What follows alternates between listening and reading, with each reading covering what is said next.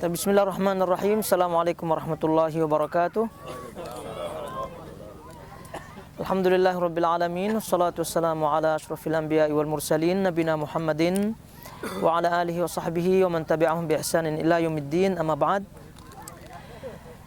Tentunya kita bertahmid dan bersyukur kepada Allah Azza wa Jalla atas nikmat yang tak terhingga, terlebih pada saat ini, bil khusus malam ini adalah malam yang tidak seperti biasanya kita mengadakan kumpul-kumpul, kemudian melanjutkan kajian rutin kita. Dan ini tentu adalah nikmat yang sekali lagi patut dan sepatutnya untuk kita syukuri. Karena sekali lagi dengan bergembira seperti ini dalam keadaan Masya Allah luar biasa meriahnya seperti ini, di tengah-tengah seperti ini kita bisa melanjutkan kajian, dan itu sangat-sangat nikmat di atas nikmat. Oleh karena itu nikmat tersebut ya tentu tidak jalan melainkan ada sebab-sebabnya. Itu salah satunya adalah ya panitia dalam hal ini ya. Jadi oleh karena itu sejalan dengan sabda Nabi SAW, la yashkurullah man la yashkurun nas.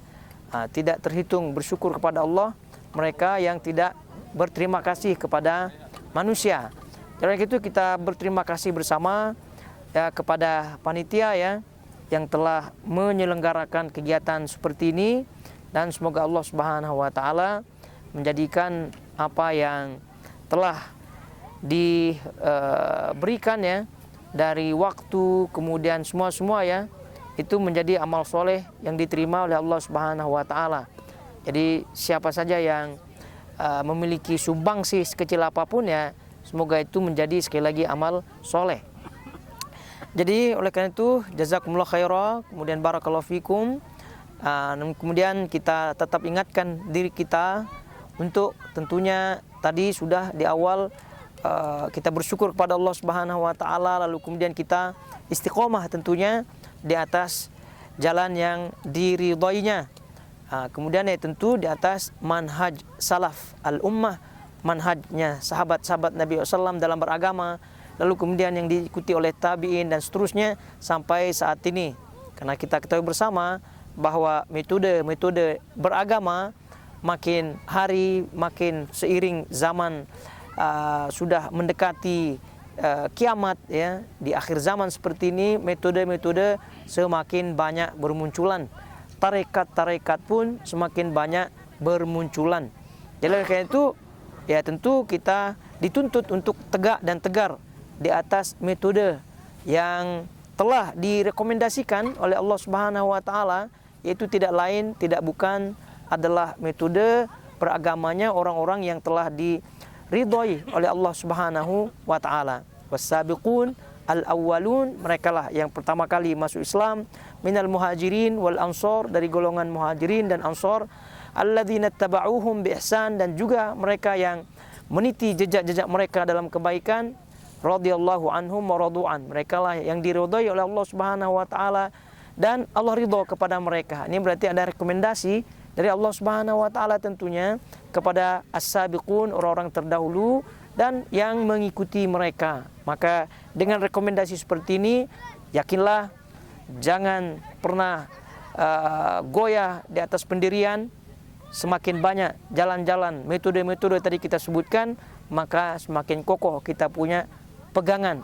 Karena metode yang lain, jalan yang lain tidak ada yang direkomendasikan oleh Allah Subhanahu wa taala, dan juga plus direkomendasikan oleh Rasulullah sallallahu alaihi wasallam.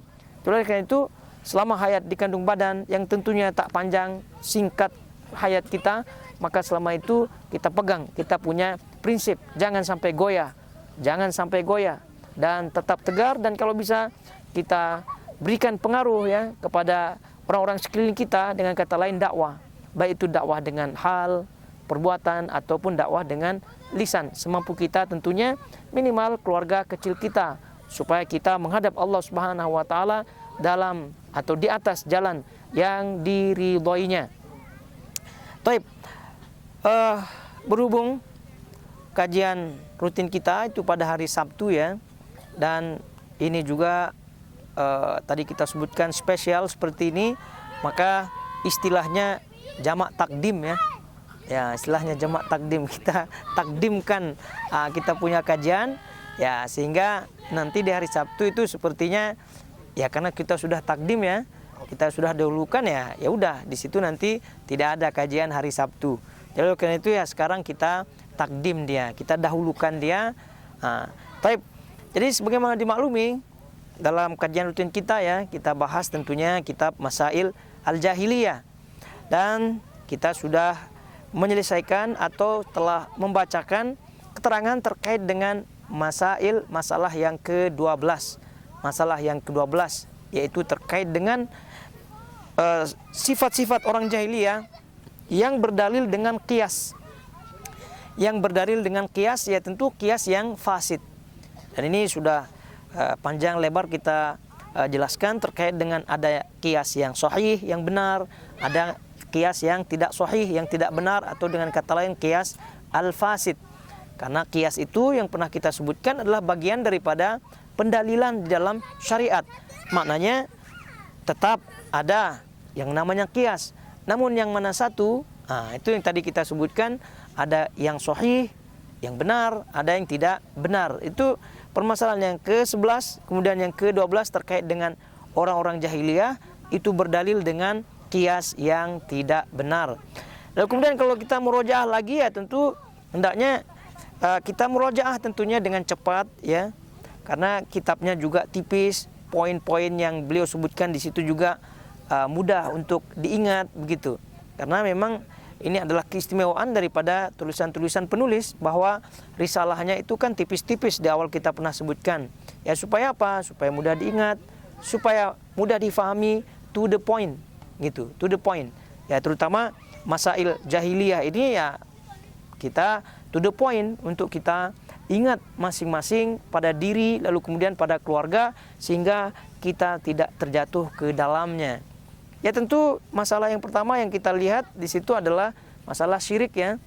Karena masalah jahiliyah yang menjadi lawan daripada dakwah Nabi SAW adalah kesyirikan. Oleh karena itu dakwah para anbiya, para rasul semuanya adalah terkait dengan tauhid. Lalu kemudian berpecahnya mereka. Ini juga bagian daripada sifat jahiliyah. Baik dari segi agama maupun dari segi dunia, mereka berpecah belah. Ya, karena pecah belah seperti itu, jadi mereka tidak ada komando utama, dan mereka kalau dikomando tidak mau menaati pemimpin, dan itu yang kita baca di poin yang ke-3. Jadi karena itu datang tadi di awal kita sebutkan manhaj salaf ini adalah untuk menyatukan kita kepada kemurnian apa yang dibawa oleh Nabi SAW. Jadi siapa saja yang membangun kelompok di atas wala loyal kepada kelompoknya, apalagi ada baiat di situ, maka yakinlah itu kelompok keluar daripada jalan yang benar. Karena kita loyal tentu di atas kitabullah, sunnah Rasulullah SAW saja. Itu yang ketiga tadi kita sebutkan adalah mereka susah untuk taat kepada pemimpin. Kemudian selanjutnya yang keempat terkait dengan masalah taklid yang mereka jadikan sandaran dalam beragama. Lalu kemudian taklid ini kita baca banyak cabang-cabangnya di poin yang ke-5, poin yang ke-6, poin yang ke-7, poin yang ke-8, bahkan 9, 10, itu semua terkait dengan taklid. Ya, taklidnya ya macam-macam ya. Dilihat kalau banyak pengikutnya, itu pada poin yang ke-6 ya, itu dianggap benar. Kemudian kalau sedikit dianggapnya tidak benar pengikutnya kalau sedikit. Kemudian kalau pengikutnya dari kalangan yang memiliki kedudukan, baik ilmu, baik harta, ataupun kedudukan, itu pun menjadi barometer ukuran kebenaran bagi mereka. Lalu kemudian kalau pengikutnya itu orang-orang miskin, konon tidak ada title-nya dan seterusnya, itu dianggapnya sebagai kebatilan. Itu juga adalah bagian daripada taklid. Karena taklid ini secara umum adalah mengikuti tanpa dasar yang jelas. Sehingga sampai kepada poin yang ke-11 yang tadi kita sebutkan, dan ke-12 terkait dengan al-qiyas, yaitu mendasari suatu pendapat atau suatu sikap dengan qiyas yang tidak benar, atau dengan kata lain kias yang al-fasid. Nah, sekarang kita lanjut ke poin yang ke-13, yaitu terkait dengan al-ghulu. Al-ghulu, berlebihan. Namun berlebihan dalam hal apa? Berlebihan di dalam mensikapi al-ulama was-salihin. Al-ulama was-salihin. Berlebihan terhadap ulama, kemudian orang-orang yang soleh. Dan ini tentu kalau kita melihat dari golongan jahiliyah itu tentu banyak ya. Sejak bahkan ukurannya sejak dari zaman Nabi Nuh alaihissalatu wassalam, itu kan sudah ada sifat ghulu itu sendiri. Dan kita baca ya di dalam hadis atau riwayat Bukhari rahimahullahu taala, yang beliau sampaikan riwayat daripada Ibnu Abbas radhiyallahu taala anhu, bahwa awal mula kesyirikan atau disembahnya patung-patung itu kan dari sejak zaman Nabi Nuh alaihi salatu wassalam. Dan masyhur ayatnya di surah Nuh ayat 23 itu, wa qalu la tadarunna alihatakum wa la tadarunna waddan wa la suwa'an wa la yaghutha wa ya'uqa wa nasra. Itu ada 5 berhala yang disebutkan di situ, yang tentu kata Ibnu Katsir rahimahullahu taala dalam tafsirnya, ini kan mereka itu semua rajulun soleh. Mereka ini orang-orang soleh di zamannya pada waktu itu. Ya, namun karena syaitan setelah meninggalnya orang-orang tersebut, jadi pengikut-pengikutnya ini ada sifat ghulu, sifat berlebihan. Ya, sifat berlebihan. Ya, namanya berlebihan adalah mujawazatu al-hadd. Berlebihan adalah melampaui batas. Melampaui batas di atas apa yang disyariatkan oleh Allah Subhanahu wa taala. Maka itu ukurannya. Kalau apa saja jenis melampaui batas yang telah ada batasan-batasannya oleh Allah Subhanahu wa taala, maka itu tergolong ghulu. Baik itu dalam akidah, baik itu dalam muamalah, baik itu dalam amalan, maka itu masuk dalam kategori ghulu, yaitu berlebihan dan melampaui batas yang telah dibatasi oleh Allah Subhanahu wa taala, maka ketahuilah ini maknanya ghulu. Jadi ghulu ini tidak berlaku hanya pada akidah saja. Dalam konteks riwayat Ibnu Abbas ini kan akidah ya, terkait dengan kesyirikan ini. Tapi sekali lagi tadi kita sebutkan muamalah pun ada di situ ghulu, beribadah pun ada di situ ghulu, bahkan berkata-kata pun ada di situ ghulu. Maka semua gerak-gerakan kita ini itu kan semua ada batasannya oleh Allah Subhanahu wa taala syariat. Maka kalau itu kita terobos, maka itu termasuk mujawazatu al-had. Hukuk misalnya, hak-hak terkait dengan suami, terkait dengan istri, itu kan masing-masing ada haknya. Maka apabila masing-masing tidak menjalankan hak dan kewajibannya, maka itu termasuk bagian daripada ghulu, dan sering kita contohkan bab makanan pun ada ghulunya. Gitu kan, kalau terlalu asin berarti itu ghulu terhadap yang namanya garam.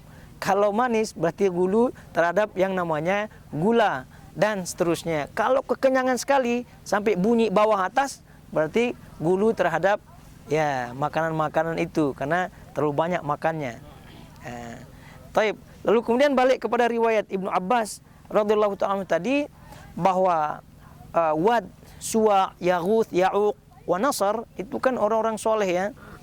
Lalu kemudian setelah mereka meninggal, pengikut-pengikutnya yang sezaman, yang melihat orang-orang tersebut itu diberikan wangsit ya oleh syaitan. Karena maklum syaitan di zaman dahulu kala itu mudah untuk memperlihatkan dirinya, sehingga mudah untuk berinteraksi dengan manusia. Jadi diberikanlah masukan agar membuat kenang-kenangan ya terhadap 5 orang yang saleh ini. Sayang kalau tidak diingat. Jadi bagaimana caranya? Buatlah sejenis patung lah atau apalah yang buat untuk mengingat daripada karakter-karakternya. Jadi dibuatlah sejenis patung-patung.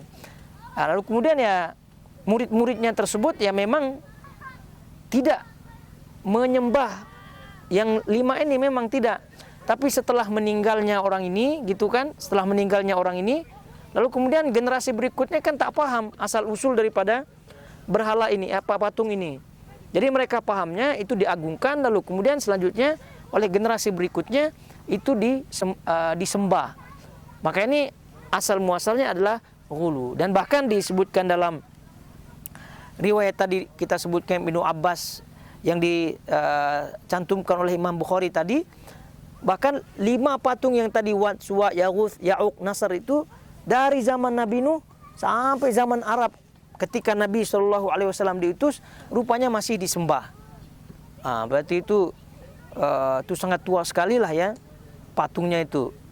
Nah, jadi disembah dia. Kalau Wat kan Wat, Suwa, Yaghus, Ya'uq, Nasr. Jadi Wat itu diriwayatkan di situ oleh Ibnu Abbas itu disembah ya dari zaman Nabi Nuh sampai ke zaman Nabi SAW diutus, itu di Bani Kalb ya, Bani Kalb itu di wilayah namanya Daumatul Jandal, dekat dengan Tabuk pada waktu itu. Jadi itu masih rupanya patung itu disembah. Wat, kemudian Suwa. Suwa itu di kabilah Bani Hudzail ya, kabilah Bani Hudzail ya. Bani Hudzail ini dekat dengan Mekah, di situ dekat-dekat dengan Mekah. Sampai pada perang pada Fathu Mekah terjadi, itu masih disembah itu si Suwa itu masih disembah. Bayangkan Suwa ini dari zaman Nabi Nuh sampai zaman Fathu Mekah itu masih dia. Maka itu Nabi SAW mengutus pada waktu itu Amr bin As untuk menghancurkan patung Suwa itu. Nah, pada waktu itulah dihancurkan. Bayangkan umurnya sekian puluh tahun gitu kan, atau ribu tahun gitu, dari zaman Nabi Nuh sampai itu masih rupanya. Wat, Suwa, Yaghus, Ya'uq, Nasr itu ya terpencar-pencar lah di negeri Arab. Ada yang di Yaman gitu kan, ya kebanyakannya di Hijaz yang ada di Saudi. Itu bentuk-bentuk daripada ghulu sudah jelas ya pada riwayat ini. Oleh karena itu Allah Subhanahu wa taala di dalam kita baca yang dan dicantumkan oleh penulis rahimahullahu taala, yaitu surah An-Nisa, itu Allah Subhanahu wa taala mengingatkan, ya ahlul kitab la taghlu fi dinikum. Nah, wahai orang ahlul kitab, jangan kalian ghulu pada agama kalian. Wala taqulu 'alallahi illal haq. Nah, jangan kalian mengucapkan terkait dengan Allah kecuali yang hak, yang benar. Ya, karena mereka maklum ya, orang Yahudi, orang Nasrani kan kita maklumi. Mereka klaim Uzair, gitu kata orang Yahudi, itu Ibnullah, anak Allah. Kristen pula bilangnya Masih ya, Isa itu Ibnullah. Ini kan mengatakan atas nama Allah Subhanahu wa taala dengan sesuatu yang tidak benar. Nah, ini sudah termasuk ghulu tentunya. Nah, ayat ini nukilkan oleh penulis rahimahullahu taala, ya tentu berlaku untuk umum ya. Berlaku untuk umum. Yang sering kita sampaikan kaidah terkait dengan hal ini, al-ibratu bi khusus al-ibratu bi umumil lafzi. Ya, al-ibratu bi umumil lafzi la bi khususis sababi. Nah, itu kaidah yang sering kita sampaikan. Al-ibratu maknanya di sini ibrah maknanya hukum ya. Al-ibratu suatu hukum itu bi umumil lafzi, diambil berdasarkan keumuman lafaz. Berdasarkan keumuman lafaz. La bi khususis sababi, bukan berdasarkan kekhususan sebab. Bukan berdasarkan kekhususan sebab. Nah, dalam konteks ini kalau kita lihat kepada siapa Allah Subhanahu wa taala menyampaikan firman-Nya, untuk siapa? Untuk ahli kitab tentunya ya, Yahudi dan Nasrani. Berarti kita tak masuk. Masuk apa tidak kita? Ya, menurut khusus daripada ayat ini ya tak masuk ya. Tapi hukumnya masuk apa tidak? Masuk. Maka berlaku kaidah yang tadi kita sebutkan. Jadi sekali lagi, al-ibratu bi umumil lafzi. Hukum itu diambil berdasarkan keumuman lafaz. Jadi keumuman lafaz ini, wahai ahli kitab, jangan kalian berbuat ghulu. Maka berbuat ghulu ini adalah keumuman daripada lafaz yang dimaksud di sini, yaitu kita dilarang bersifat ghulu. Maka larangan bersifat ghulu ini adalah larangan yang bersifat umum. Oleh karena itu ada kaidah lagi ya yang disebut an-nakiratu fi siyaqi an-nahi itu ta'um. Nah, itu kaidah juga. Jadi la taghlu fi dinikum, la taghlu, la taghlu. Di situ kan ayatnya lafaznya itu kalau bisa dilihat di situ taghlu maknanya adalah ghulu. Jangan kalian ghulu. Ghulu di sini tidak dikhususkan ghulu dalam bab apa. Tidak disebutkan di situ. Jadi maknanya ghulu bersifat umum di situ. Maka keumumannya itu ditambah lagi dengan larangan yang ada sebelumnya. Ya ahlul kitab, la taghlu. La taghlu fi dinikum. Jadi la itu di situ adalah la an-nahiyah. Lam yang bersifat larangan. Lam yang bersifat larangan. Jadi apabila ada kata yang bersifat umum atau istilahnya nakirah, lalu kemudian dalam konteks larangan seperti ini, maka ayat tersebut adalah konteksnya umum. Konteksnya umum. Maka dalam beragama itu sangat-sangat dilarang untuk bersifat yang namanya ghulu. Baik dari segi akidah tadi kita sebutkan, baik dari segi muamalah, ya. Lalu kemudian dari segi amalan yang terucap maupun yang tidak terucap. Nah, itu semua adalah bagian daripada hudud, bagian daripada batasan-batasan yang mesti kita jaga, dan apabila kita langgar juga maka termasuk bagian daripada ghulu berlebihan. Dan juga kita ingatkan juga terkait dengan ghulu ini adalah salah satu cara syaitan untuk memperangkap Bani Adam, untuk memperangkap manusia. Sehingga Ibnul Qayyim rahimahullahu ta'ala menyebutkan ghulu yang merupakan senjata syaitan ini ke dalam kitabnya Ighatsatul Lahfan, yang kita kaji juga setiap Jumat. Jadi beliau sebutkan di situ bahwasanya setiap syariat yang disyariatkan oleh Allah Subhanahu wa taala kepada manusia, maka syaitan menggunakan dua cara. Menggunakan dua cara untuk memperangkap manusia. Nah, ya, syaitan mempergunakan dua cara ini, ya tentu mana satu yang dapat ya mau jalan yang satu, mau jalan yang dua, itu terserah. Namanya orang mancing gitu kan, taruh saja apa namanya itu kailnya itu dua gitu kan, mana satu yang dapat ikan ya alhamdulillah lah gitu kan. Nah, setan pun demikian. Dua jalan yang dimaksud adalah tidak lain tidak bukan, salah satunya adalah ghulu, berlebihan, dan yang satunya lagi lawan daripada berlebihan adalah at-taqsir, yaitu meremehkan. Nah, ini kan dua jalan yang ekstrim sebenarnya ya, yang bertentangan satu sama lainnya. Yang satu berlebihan, yang satu meremehkan. Oleh karena itu setan setiap syariat yang ada itu selalu setan ini menebarkan dua kail ini. Kalau bahasanya tadi dua kail ini, kail yang namanya ghulu, kail yang namanya tafrid. Ada istilahnya ifrat dan tafrid. Jadi ifrat itu ghulu berlebihan, kemudian tafrid itu at-taqsir atau tadi kita sebutkan meremehkan. Jadi dua kail ini. Maka sebab itulah kalau kita melihat penyimpangan-penyimpangan yang ada, dan itu yang disampaikan juga oleh Syekhul Islam Ibnu Taimiyah rahimahullahu taala, bahwa tidak ada penyimpangan yang terjadi dalam syariat melainkan penyebabnya adalah salah satu di antara dua ini, terlebih lagi yang namanya ghulu. Nah, jadi kalau kita melihat penyimpangan-penyimpangan yang ada, imma yang disebabkan oleh al-ifrat atau ghulu ini berlebihan, atau imma meremehkan. Jadi kalau kita lihat ekstremis ya, kita lihat yang bom sana, bom sini, takfir sana, takfir sini, itu berarti dia ghulu ya, ghulu. Itu kalau ghulunya seperti tadi teror dan seterusnya. Kalau ghulunya zikirnya berlebihan begitu kan, tidak tentu arahnya lah gitu, tidak sesuai dengan aturan-aturan batasan-batasan yang ada, itu pun bagian daripada ghulu, bagian daripada ghulu. Termasuk semua hal yang tidak pernah dicontohkan oleh Nabi SAW itu bagian daripada ghulu. Misal sekarang bulan menandakan nisfu Sya'ban, dan memang ini kita sekarang dalam Sya'ban. Nah, lalu kemudian orang ini bangun malam dia, lalu kemudian zikir sepenuh raga dan jiwanya dia, begitu kan, yang mana itu tidak pernah sama sekali dilakukan di malam-malam sebelumnya, begitu kan.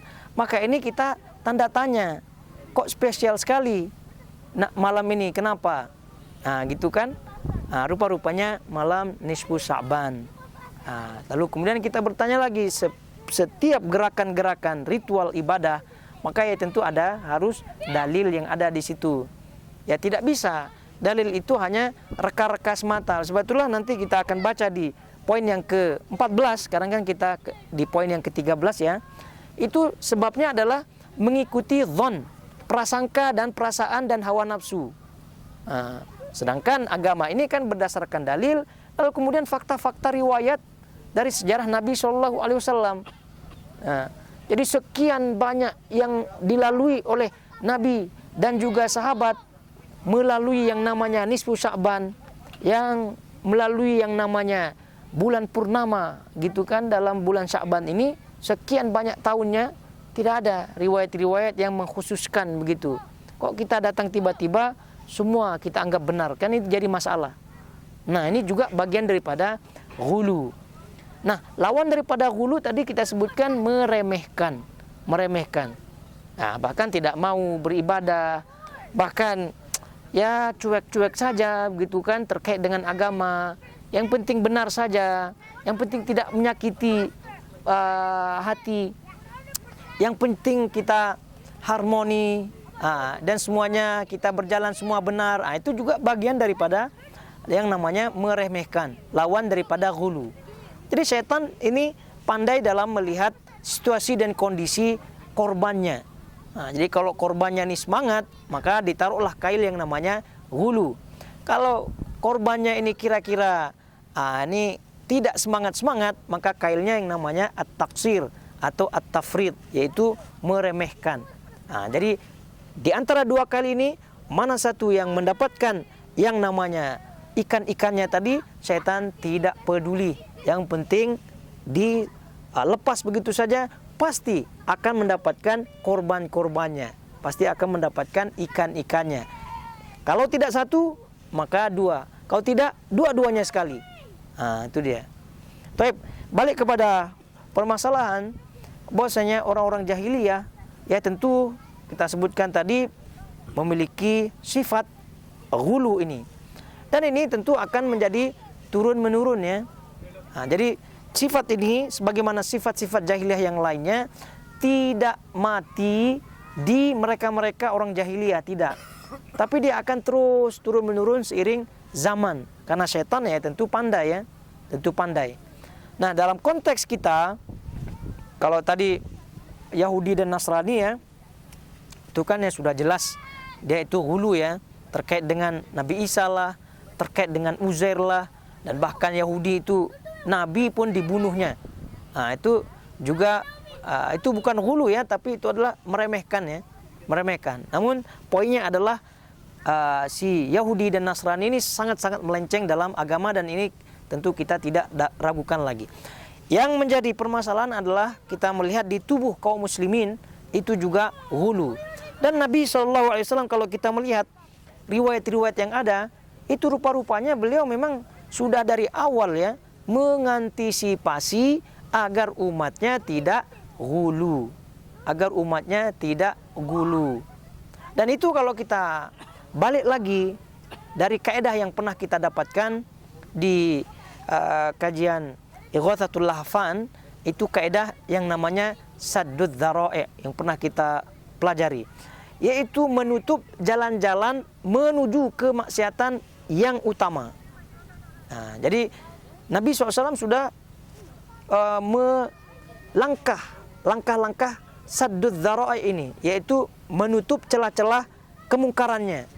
Nabi SAW tidak mau tentunya umatnya jatuh ke dalam hal yang sama dengan kejatuhan orang Yahudi dan Nasrani dalam kesyirikan, tentu tidak mau.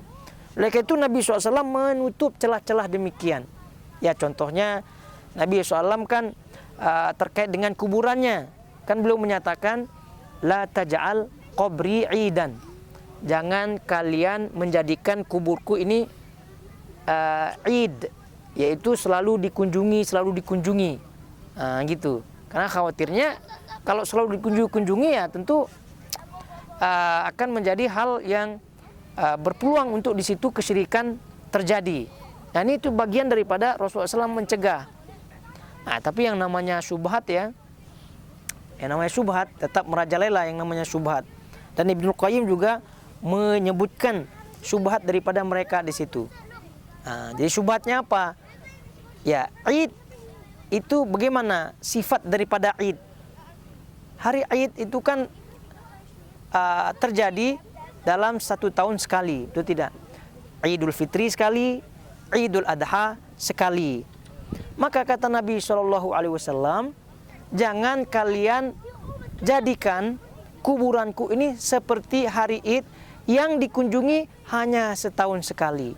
Maka daripada itu kita dianjurkan untuk menjadikan kuburan Nabi SAW itu kita kunjungi setiap saat. Oleh karena itu kalau kita kunjungi setiap saat, maka kita telah tidak menjadikan kuburan Nabi SAW Id. Karena Id itu kan dikunjungi dan adanya setiap 1 tahun sekali. Nah itu syubhatnya. Begitu. Jadi karena itu sudah dijawab tentunya syubhat itu ya. Sudah dijawab. Bahwasanya Id maksudnya adalah suatu yang terulang. Mau terulangnya setahun sekali, mau terulangnya sebulan sekali, mau terulangnya seminggu sekali, atau setiap hari, atau setiap jam, setiap menit, setiap detik, itu tetap namanya Id. Itu tetap namanya Id. Jadi bukan ukuran 1 tahun sekali. Yang jadi ukuran adalah terulangnya suatu perbuatan itu atau suatu perayaan, itulah namanya Id. Itu poinnya. Maka dalam hal ini balik, Nabi SAW melarang umatnya untuk itu agar mencegah masuknya umatnya ke dalam kesyirikan dan berbuat ghulu. Jadi la taj'alu qabri idan. Jangan kalian menjadikan kuburku itu sebagai hari Id. Seperti hari raya yang dikunjungi. Lalu kemudian kalau kita melihat Nabi SAW juga bersabda terkait dengan mencegah ghulu agar umatnya tidak jatuh ke dalam kesyirikan. Nabi SAW mengatakan la tatruni kama atratin nasara ibna Maryam. Jangan kalian memujiku berlebih sebagaimana halnya orang-orang Kristen, orang-orang Nasrani memuji Isa ibnu Maryam. Karena boleh saja kita memuji ya, namanya juga Nabi, sesama kita pun boleh kita puji, apalagi ulama dan seterusnya. Namun ada batasan-batasannya. Maka orang-orang Kristen, orang-orang Nasrani ya tentu melampaui batas dia, sampai menganggap itu anak Tuhan dan seterusnya. Dan ini menunjukkan bahwasanya Nabi SAW menjaga ini semua. Oleh karena itu qulu Abdullah wa rasuluh.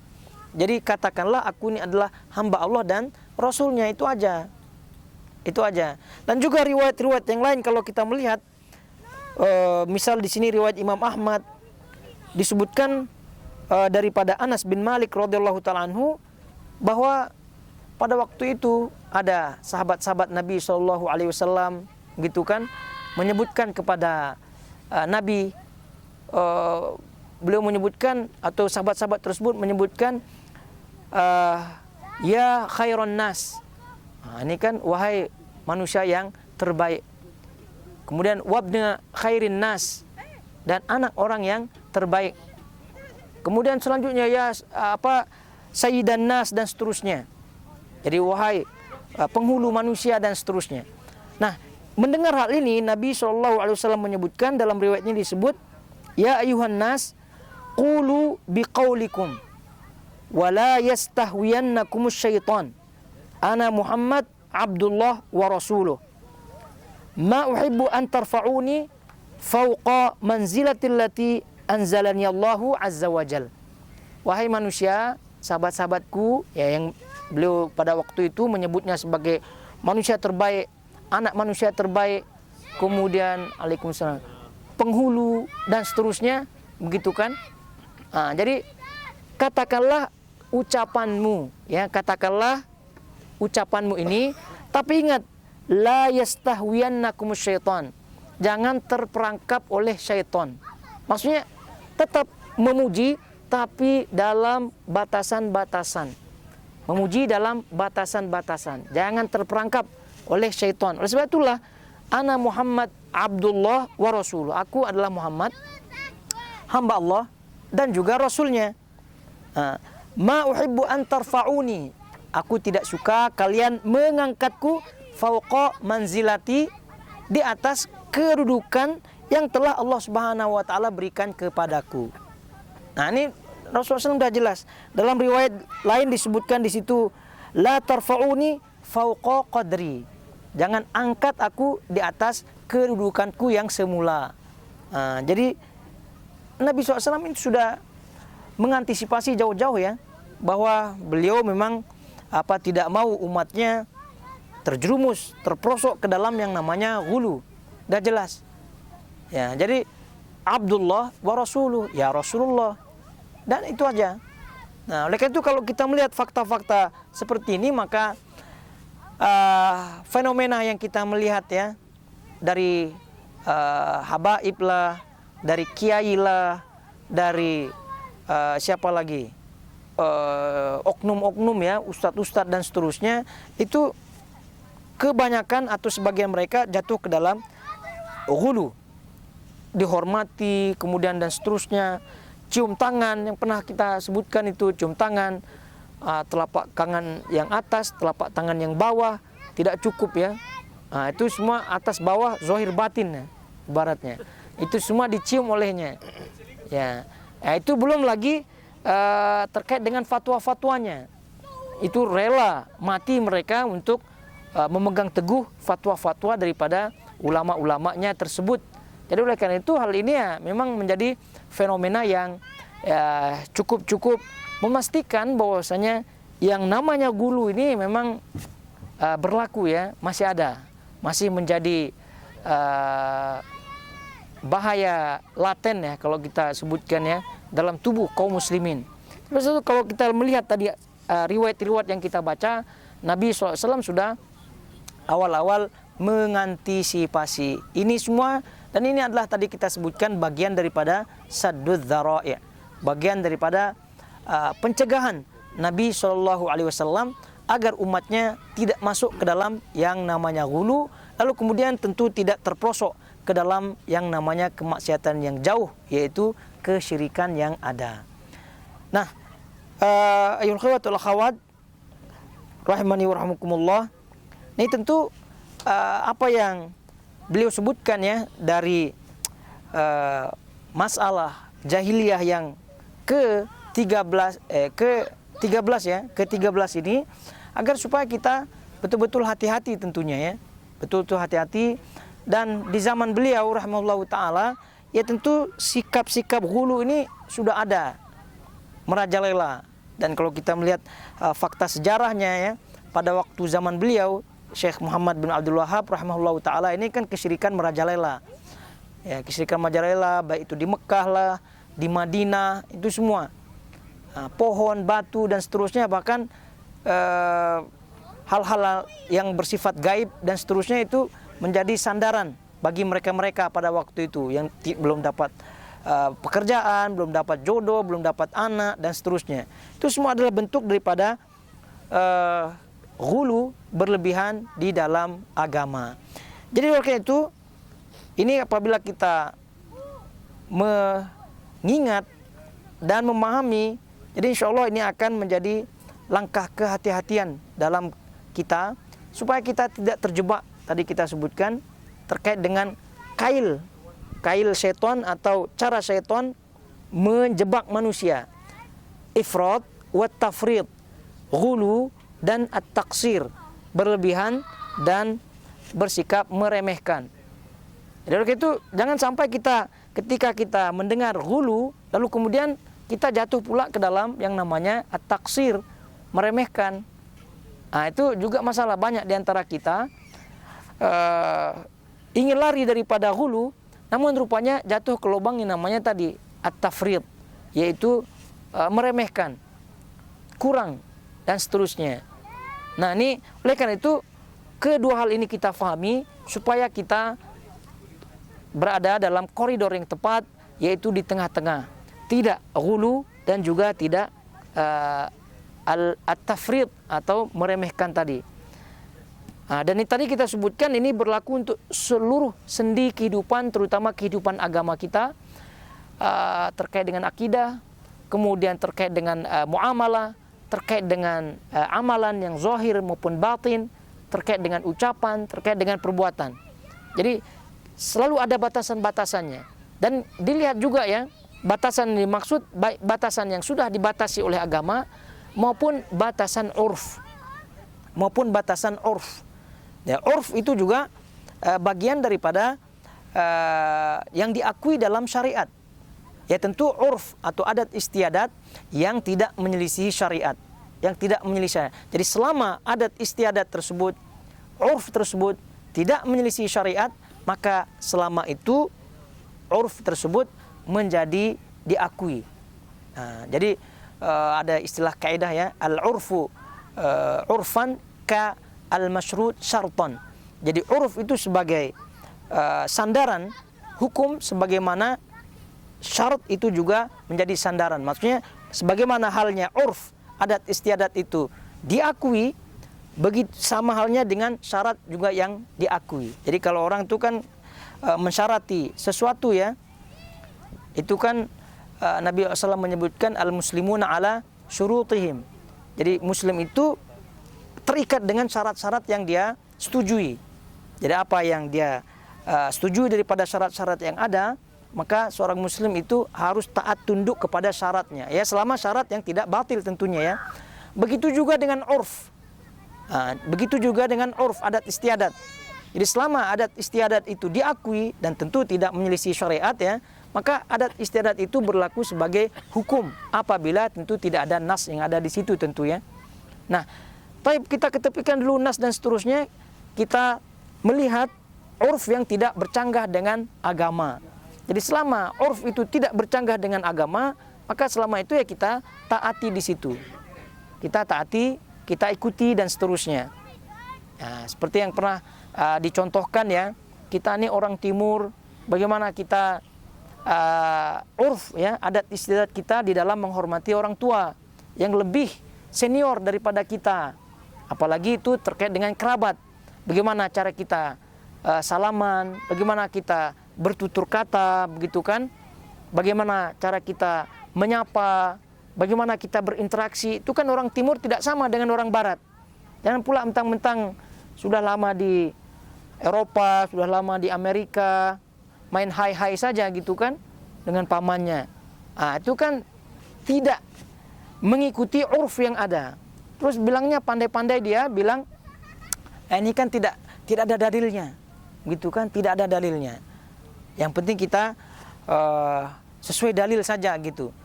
Tapi tadi kita sebutkan urfan, jadi itu pun diakui urf selama dia tidak menyelisihi agama. Jadi itu apabila kita melanggar hal tersebut ya termasuk dalam ghulu ya, termasuk dalam ghulu. Dan ini juga kita ingatkan, dan ini berkaitan juga ya terkait dengan hal ini, terkait dengan dakwah kita. Ini juga berlaku untuk kita kaidah ya di dalam kita berbaur di masyarakat dan seterusnya.